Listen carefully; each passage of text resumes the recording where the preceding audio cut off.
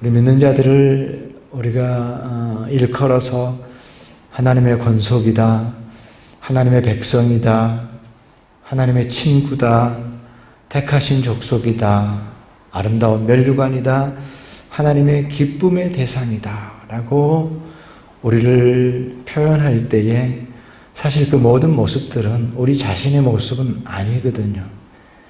나 자신이 자격이 있어서 그렇게 불리우는 것이 아니라 오직 하나님의 은혜로, 은혜 안에 있는 존재요, 은혜 안에 있는 신분으로서 우리가 그렇게 불리워지는 것을 보게 되면서 우리의 있는 모습 그대로가 아니라 은혜 안에서 살아가는 은혜 안의 존재다라고 하는 것을 고백할 수가 있게 되고, 바울 사도는 자기 자신의 인생을 가장 깊이 묵상하였고 자기 자신의 모습을 가장 철저하게 바라보면서 우리 주님의 은혜가 내 인생 가운데 넘치도록 풍성하였다라고 하는 이 진실한 고백을 참으로 하게 되었고, 이제 그러한 고백으로 우리 자신을 바라볼 수가 있게 되었습니다.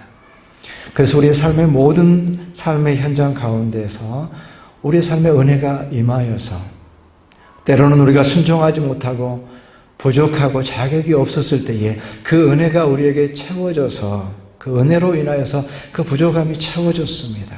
그래서 그 부족함을 채우는데 하나님의 은혜가 임하였고, 때로는 우리가 순종하여서 주님을 따라가느라고 주님의 그 길을 따라갔을 때에 그 순종하는 그 모습을 통하여서 이 세상에서 우리로 하여금 믿는 자가 수치를 당하지 않도록 우리에게 모든 필요를 채워주시는 것을 통하여서 또한 은혜를 베풀어 주셨습니다. 우리가 불순종할 때도 하나님께서 은혜를 베풀어 주셨고, 우리가 순종할 때도 이 땅 가운데서 수치를 당하지 아니하도록 모든 필요들을 채우시고 우리의 기도에 응답하여 주셔서 참으로 우리의 삶 속에 하나님의 은혜가 넘치게 하셨습니다. 그래서 우리가 순종의 길을 가든지 아니면 불순종의 길을 가든지 우리의 삶의 모든 모습 가운데에서 하나님의 은혜가 넘치도록 충만하였다라고 고백할 수 있게 하셨던 것입니다. 그렇기 때문에 우리의 삶에서 언제나 우리가 우리에게 주어진 그 은혜를 인식하고 참으로 고백해야 됨에도 불구하고 사실은 우리의 삶 속에서 우리가 그 은혜를 인식하지 못하고 또 그 은혜를 고백하지 못할 때가 많습니다. 우리가 이번에 코로나를 지내보면서 우리가 느낀 것이 우리의 일상이 얼마나 소중한지, 우리가 너무나도 당연하게 생각했던 것들이 그것이 얼마나 귀한 것이었는지 그것을 잃어버렸을 때에야 비로소 깨닫게 되는 우리의 모습을 보게 됩니다. 그 소중한 것들을 우리가 깨닫지 못합니다. 인식하지 못합니다.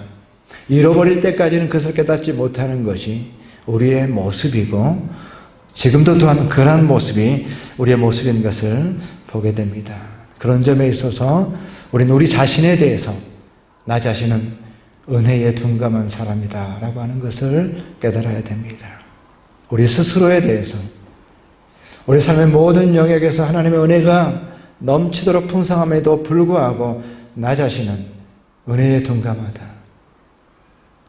놀라운 은혜를 의식하고 고백하길 원하지만 나는 은혜에 둔감하게 살아가고 있다라고 하는 이 사실을 먼저 깨달아야 됩니다. 우리에게 소중한 은혜, 어떠한 상황 가운데 있든지 우리에게 충만하였던 그 은혜에 대해서 참으로 둔감하게 살아가고 있습니다. 그럼에도 불구하고 하나님의 은혜는 우리가 그것을 다 깨닫지 못하지만 그 은혜에 둔감하게 살아가지만 그럼에도 불구하고 삶의 모든 상황 가운데에서 하나님의 은혜가 미치고 있다는 사실입니다. 우리가 깨닫지 못하지만 하나님의 은혜가 그곳에 있습니다. 청교도인 존 플라벨이라는 사람이 은혜의 방식이라고 하는 책을 썼습니다. 그 책에서 하나님의 은혜는 결코 우리를 떠나지 않는다라고 하는 이 주제를 가지고 글을 쓰면서 이렇게 표현을 했습니다. 사람들은 종종 자기가 받은 은사를 상실하기도 합니다. 은사를 잃어버리기도 하죠. 그러나 은혜는 상실되지 않습니다. 몸과 영혼이 분리될 수 있어도 은혜는 영혼으로부터 분리되지 않습니다. 모든 것들이 우리를 떠난다 해도 은혜는 결코 우리를 떠나지 않습니다. 몸과 영혼이 분리될 수 있고 우리의 생명이 마지막 날을 참으로 맞이할 수도 있고 이 땅 가운데서 우리의 생명이 다한다고 할지라도 그래서 몸과 영혼이 분리된다고 할지라도 은혜는 우리를 떠나지 않는다라고 하는 이 은혜에 대한 깊은 인식과 깊은 고백 우리가 실패한다고 할지라도 은혜는 우리를 떠나지 않습니다. 우리가 병들었다 할지라도 은혜는 우리를 떠나지 않습니다. 우리가 생명을 잃는다고 할지라도 모든 꿈들이 깨진다고 할지라도 하나님의 은혜는 우리를 떠나지 않습니다. 몸과 영혼이 분리되어도 은혜는 우리의 영혼을 떠나지 않습니다. 그렇게 놀라운 은혜에 대해서 고백하고 있습니다. 신앙생활을 하면서 가장 깊은 차원의 신앙으로 우리 자신을 인도하는 것은 언제일까? 그것은 바로 하나님의 은혜. 어떤 상황 가운데 있든지 그 하나님의 은혜를 인식할 수 있을 때에 그때야말로 그 자리야말로 진정한 신앙의 고백이 있는 시간인 것을 보게 됩니다. 하나님의 은혜를 인식하고 고백할 수 있는 그 자리 바로 그 시간이야말로 가장 깊게 하나님을 묵상할 수 있습니다. 가장 감동적인 시간이 됩니다. 신앙의 가치를 깨닫게 됩니다. 그런데 은혜는 오늘 바울사도의 고백을 통해서 우리가 깨달을 수 있는 것은 은혜라고 하는 것은 하나님의 존재 방식이다. 신학적으로 이렇게 표현하는데요. 은혜는 하나님의 존재 방식이다. 하나님께서 만물을 대하실 때에 하나님께서 우리 인간을 대하실 때에 그 존재의 방식이 은혜입니다. 우리가 하나님을 바라볼 때에 하나님으로부터 우리에게 주어지는 것이 은혜이고 그렇기 때문에 은혜는 하나님의 존재 방식이며 그렇기 때문에 오직 은혜는 하나님으로부터만 오는 것입니다.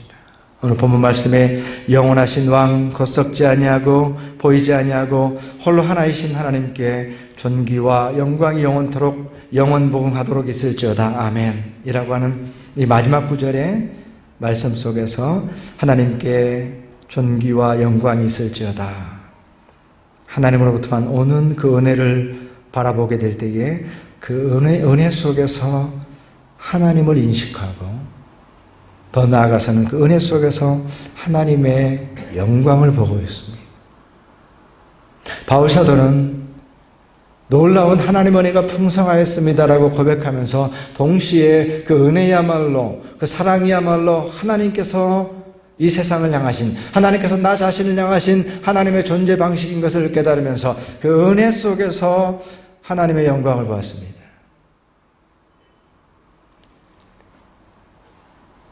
우리에게 주어진 그 은혜 가운데에서 하나님의 영광을 보는 것. 바로 이 바울사도가 그 은혜 가운데서 하나님의 영광을 보는데 그 부분이 더욱더 명확하게 나와 있는 본문의 말씀이 에베소서 바울사도의 편지 글에 있습니다. 에베소서 1장 4절부터 6절까지 말씀 우리 본문에 있죠? 네. 함께 한 목소리로 읽어보겠습니다. 곧 창세전에 그리스도 안에서 우리를 택하사 우리로 사랑 안에서 그 앞에 거룩하고 흠이 없게 하시려고 그 기쁘신 뜻대로 우리를 예정하사 예수 그리스도로 말미암아 자기의 아들들이 되게 하셨으니 이는 그가 사랑하시는 자 안에서 우리에게 거저 주시는 바 그의 은혜의 영광을 찬송하게 하려는 것이라. 아멘. 하나님의 은혜가 창세전부터 시작됐습니다. 그 놀라운 예정하심에서부터 하나님의 은혜가 시작되었고 그것이 예수 그리스도를 통하여서 우리의 구속의 은총으로 이제 그 하나님의 자녀로 우리 모두를 부르시는 놀라운 일들을 통해서 자기의 아들들이 되게 하셨고 그것을 통해서 그의 은혜의 영광을 찬송하게 하신다. 그래서 바울사도가 그 은혜의 영광 창세전에 시작된 그 은혜가 이제는 은혜의 영광으로 모든 것들이 다 성취되었을 때에, 모든 것들이 다 이루어졌을 때에 하나님으로부터 온 그 은혜로 인하여서 그것이 영광스럽게 드러나기 때문에 은혜의 영광으로 드러나는 것을 보게 됩니다. 진정한 은혜는 오직 하나님으로부터만 오는 것이고 하나님만이 은혜를 주시기 때문에 참된 은혜는 오직 하나님으로부터만 우리에게 주어지는 것이고 그 은혜를 경험하게 될 때에 그 은혜는 하나님으로부터 온 것이기 때문에 그 은혜 속에서 하나님의 영광을 보게 된다는 것입니다. 은혜는 그래서 우리 어떤 그 감각적인 것에 머무르거나 끝나는 것이 아니라 진정한 하나님의 은혜는 우리로 하여금 놀라운 하나님의 영광을 보게 하는 것입니다. 그래서 우리가 예배 가운데 나와 있는 이 시간도 하나님께서 우리에게 은혜를 주실 때에 그 은혜 가운데서 우리는 하나님의 영광을 만나게 되는 것입니다. 은혜 속에는 하나님의 영광이 있습니다. 다 같이 따라서 해보면 좋겠습니다. 은혜 속에는 하나님의 영광이 있다. 하나님께서 우리에게 주신 은혜 속에는 하나님의 영광이 있습니다. 창조 자체가 은혜였습니다. 그 창조 속에 하나님의 영광이 드러납니다. 만물의 마지막도 은혜로 완성되어지고 영원한 나라로 참으로 하나님께 영광을 돌리는 그 영광의 나라로 완성되어질 때에 모든 것이 하나님의 은혜였고 그 은혜 안에서 하나님의 영광을 바라볼 수가 있게 되는 것입니다. 만약에 우리의 삶이 우리의 노력과 우리의 노력의 그 결실로만 이루어졌다고 한다면 우리 삶 가운데서 은혜를 볼 수가 없을 것입니다. 그리고 은혜가 없는 삶이라고 하는 것은 그저 자기 자랑으로 끝나겠죠. 내 자랑하는 것으로 삶이 끝나게 될 것입니다. 은혜를 인식하지 못하면 내 안에 주어진 것들에 대해서 혹시 행운인가? 라고 하는 그 정도에서 참으로 고백하는 것으로 끝나고 말 것입니다. 그러나 진정한 은혜를 경험하게 되어지면 그 은혜 가운데서 하나님의 영광을 보게 됩니다. 놀라운 은혜 가운데서 하나님의 영광과 우리가 참으로 마주하게 되는 것입니다. 그래서 우리의 삶 속에서 은혜가 깊을수록 더 하나님의 영광이 드러나게 되는, 더 깊은 은혜를 경험할수록 내 삶 속에서는 더 큰 하나님의 영광을 바라보게 되는 것이 우리의 삶의 모습이기 때문에 바로 거기에 우리의 간절한 기도가 거기에 있는 것입니다. 우리의 삶 속에서 내 삶의 형통을 위한 기도, 내 삶의 성공을 위한 기도, 타고난만을 위한 기도에서 머무르는 것이 아니라 우리의 기도는 더 깊은 하나님의 은혜를 보게 하여 주십시오. 하나님의 은혜를 더 깊이 깨닫게 하여 주십시오. 그 깊이와 넓이와 높이를 알게 해 주십시오. 우리가 기도하게 되면서 참된 은혜를 맛보게 되면 그 가운데서 진정으로 기쁨의 모습이 되어지고 그것을 통해서 우리는 하나님의 영광을 보게 되는 것입니다. 더 깊은 은혜를 경험하고 더 큰 하나님의 영광을 보게 되는 것. 은혜 속에는 하나님의 영광이 담겨 있습니다. 그래서 은혜가 소중한 것입니다. 은혜의 묵상이 중요한 것입니다. 오늘 우리가 읽었던 이 에베소서의 말씀에서 이는 그가 사랑하시는 자 안에서 우리에게 거저 주시는 바 그의 은혜의 영광을 찬송하게 하려는 것이다. 그 은혜의 영광을 찬송한다. 우리가 무엇을 해야 될지라고 하는 그 부분에서 은혜로부터 시작되어진 그 하나님의 놀라운 은혜가 영광으로 우리 가운데 하나님의 영광을 보게 하는 것으로 이어지게 될 때에 그 영광이 찬송으로, 우리의 찬송으로, 은혜가 영광이 되고 영광이 우리의 찬송이 되어지는, 하나님의 예정으로부터 시작되어지는 그 놀라운 하나님의 은혜가 궁극적으로는 참으로 그 영광을 찬송하게 되는 것이 우리 모든 그리스도인들이 궁극적으로 살아가야 될 삶의 모습인 것을, 은혜가 영광이 되고 은혜 속에는 하나님의 영광이 드러나 있고 그 영광을 찬송하는 것이 우리가 마땅히 살아가야 될 삶의 모습인 것을 오늘 말씀이 우리에게 도전하고 있는 것입니다. 그렇기 때문에 우리의 삶은 언제나 모든 삶의 모습 속에서 하나님의 은혜로 채워진 우리의 삶은 과연 하나님의 은혜를 찬송하고 있는가? 왜냐하면 그것이 궁극적인 은혜의 종착지이기 때문에 우리 삶 속에서 은혜의 방편, 어떻게 하면 하나님께서 하나님의 은혜가 내 삶 속에 흘러 들어오는가라고 하는 것을 언제나 점검해야 된다고 그랬죠. 그것은 기도이며 말씀이며 성례전이며 공동체이며 이 모든 것을 통해서 하나님의 은혜가 흘러 들어오는지를 봐야 됩니다라고 했는데, 동일하게 하나님의 은혜가 흘러 들어오는 것을 볼 뿐만 아니라 과연 하나님의 은혜가 영광이 되고 영광이 나의 찬송으로 이어지고 있는가를 우리가 끊임없이 점검해야 되는 것입니다. 왜냐하면 은혜의 궁극적인 목적은, 궁극적인 종착점은 그 영광을 찬송하도록, 나로 하여금 그 영광을 찬송하도록 하는 것이 하나님의 뜻이기 때문에, 바로 그 일이 이루어져야만 되기 때문에, 그래야만 은혜가 제 자리를 찾는 것이기 때문에 나의 입술의 고백을 통해서 하나님의 높임을 받는 것, 그것이야말로 은혜의 종착점이 되는 것입니다. 고린도전서 10장 15장 10절에 바울사도가 동일하게 이렇게 고백합니다. 그러나 내가 나 된 것은 하나님의 은혜로 된 것이니 내게 주신 그의 은혜가 헛되지 아니하여 내가 모든 사도보다 더 많이 수고하였으나 내가 한 것이 아니요 오직 나와 함께 하신 하나님의 은혜로라. 누가 보더라도 더 많이 수고했습니다. 바울사도가 누가 보더라도 더 많이 성취하였습니다. 그러나 나의 나 된 것은 하나님의 은혜로라. 내가 더 많이 성취했지만, 더 탁월했지만, 인류 역사에 이름을 남겼지만 하나님의 은혜로라 라고 하는 이 결론을 바울사도가 내리고 있습니다. 은혜의 종착점은 어떻게 생각하면은 우리가 은혜를 받는 거니까 은혜의 종착점이 나 자신인 것으로 착각할 때가 있습니다. 하나님께 나에게 은혜를 주셔야 돼. 내가 은혜 받아야 돼. 내가 누려야 돼. 내가 충만해야 돼.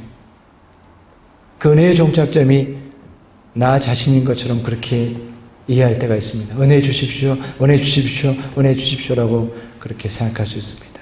그런데 오늘 말씀에서 바울사도의 고백에서 우리가 깨닫는 것은 은혜의 종착점이 나 자신이 아니었습니다. 은혜 속에는 하나님의 영광이 담겨 있고, 그렇기 때문에 그 은혜는 하나님께 찬양으로, 하나님께 그 은혜를 높이는 것으로, 은혜를 찬양하는 것으로, 그래서 명확하게 내가 아닙니다, 하나님의 은혜입니다라고 하는 것을 명확하게 선언하는, 하나님의 은혜의 종착점은 오직 하나님이며 우리의 입술을 통해서, 우리의 고백을 통해서 하나님께 영광으로 돌려줘야 된다는 이 사실을 분명하게 깨닫게 되는 것입니다. 그래서 궁극적인 은혜의 종착점은 하나님 그 자신이 되어야 됩니다. 우리의 마음으로, 우리의 기도로, 우리의 언어로, 우리의 찬송으로, 우리의 춤으로 하나님의 영광을 기꺼이 높여드려야 됩니다.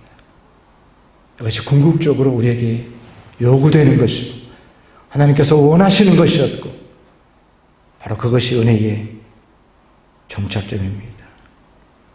그렇게 그 은혜가 하나님께로 다시 돌아가게 될 때에, 바로 그때에 우리 삶의 목적이 이루어지는 것입니다. 내가 왜 이 땅에 존재하는가에 대한 목적이 이루어지는 것입니다. 우리를 왜 구속하셨는가에 대한 그 놀라운 목적이 바로 그 순간에 이루어지게 되는 것입니다. 우리는 우리의 미래에 대해서 알 수가 없습니다. 성공할 수도 있고 실패할 수도 있고 그 결과를 알 수가 없습니다. 그래서 우리의 내일도 알지 못하고 우리의 미래도 분명하게 알지 못하지만, 분명한 사실은 어떠한 결과가 온다고 할지라도 우리의 고백이, 오늘 이 바울사도의 고백과 같이 내가 아니라 하나님의 은혜로다. 우리가 우리의 미래는 알 수 없지만 믿는 자로서, 은혜 가운데 있는 자로서 우리의 고백은 분명하게 알 수가 있습니다. 그것은 다름 아니라 내가 아니라 하나님의 은혜로다. 믿는 자의 고백입니다. 그래서 삶의 열매가 어떠하든지 궁극적으로 하나님께 영광을 돌리는 그러한 삶, 그것이 우리의 삶의 궁극적인 모습이 되는 것입니다. 우리가 감사절을 맞이했습니다. 다음 주가 감사절입니다. 감사절이니까 감사해야지가 아니라 참으로 우리의 마음을 돌아보기를 원합니다. 우리의 마음 가운데 빼앗겨버린 우리의 마음, 하나님의 은혜로 가득 차 있어야 될 우리의 마음이 때로는 어떠한 분주함으로, 때로는 어떠한 두려움으로, 어떠한 불안함으로 우리 마음속에 가득 차 있어서 하나님의 은혜를 깨닫지 못하게 된다고 한다면 그 빼앗긴 것들을 다시 회복해야 됩니다. 그래서 창세전부터 우리 가운데 충만한 하나님의 은혜를 깊이 깨닫게 되어지고 깊은 은혜를 깨닫게 될 때에 그 은혜 속에는 하나님의 영광이 드러나기 때문에 하나님의 영광을 바라볼 수 있게 되어지고, 그래서 그 영광을 하나님께 돌려드리는 우리의 찬송과 고백으로, 진실한 고백으로 마음을 모아서 하나님께 찬송으로 돌려드릴 때에 그 은혜가 제자리를 찾게 되어지고, 바로 은혜의 종착지는 하나님께 영광을 돌리는 것입니다. 그 누구를 통해서가 아니라 나의 입술을 통해서 주님을 찬양하겠습니다라는 그 고백이 우리 가운데 있게 되어질 때에 모든 것이 은혜입니다 라고 하는, 내가 아니라 은혜입니다 라고 하는 고백을 마땅히 드려야 될 합당한 찬송을 하나님께 올려드릴 수 있는 그러한 감사절이 될 수 있는 저와 여러분의 삶이 되시기를 주님의 이름으로